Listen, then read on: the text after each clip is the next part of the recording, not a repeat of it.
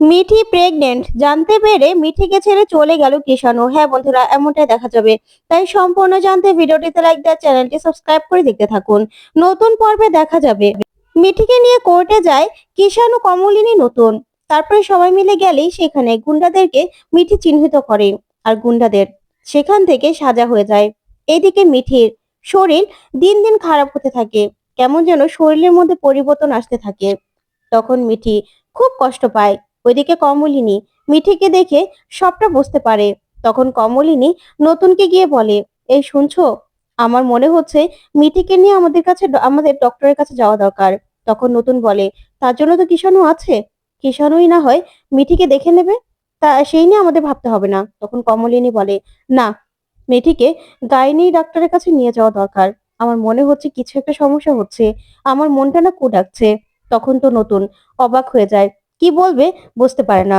ওইদিকে মিঠি চিৎকার করে কাঁদে আর বলে, কেন আমার সঙ্গে এরকমটা হলো, কেন কেন আমার সঙ্গে এরকমটা হতে হলো, আমার জীবনটা নষ্ট হয়ে গেল। ওইদিকে কমলিনী আর নতুন মিলে মিঠিকে গাইনি ডক্টরের কাছে নিয়ে যায়। তখন সেখান থেকে জানতে পারা যায় যে মিঠি প্রেগন্যান্ট। তখন তো মিঠি সম্পূর্ণভাবে ভেঙে পড়ে। ওইদিকে কমলিনী মিঠিকে বোঝায় আর বলে, মিঠি মা, তোর তো এখানে কোনো ভুল নেই, তুই তো কোনো অন্যায় করিসনি। যেটা হয়েছে, তোর সঙ্গে অন্যায় করা হয়েছে।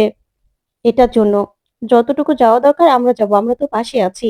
তখন মিঠি কাঁদে আর বলে, মা, কিষাণু কিষাণু জানতে পারলে কি করবে বলো তো? কিষাণু কি আমাকে মেনে নেবে, আমি যে প্রেগনেন্ট?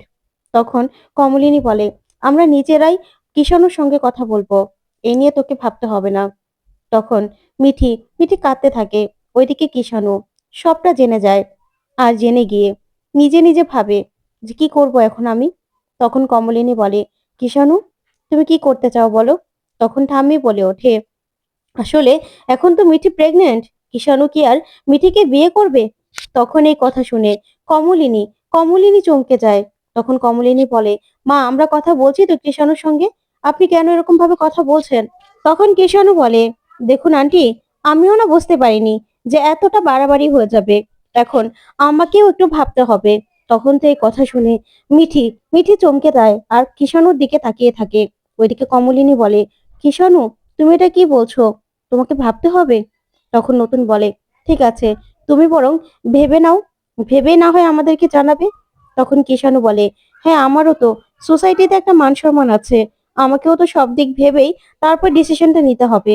মিঠি যেহেতু প্রেগনেন্ট, তার জন্য আমাকে আমাকে একটু নতুন করে ভাবতে হবে। তখন মিঠি চোখ বেয়ে জল পড়তে থাকে। তখন তো মিঠি দৌড়ে নিজের রুমে চলে যায়।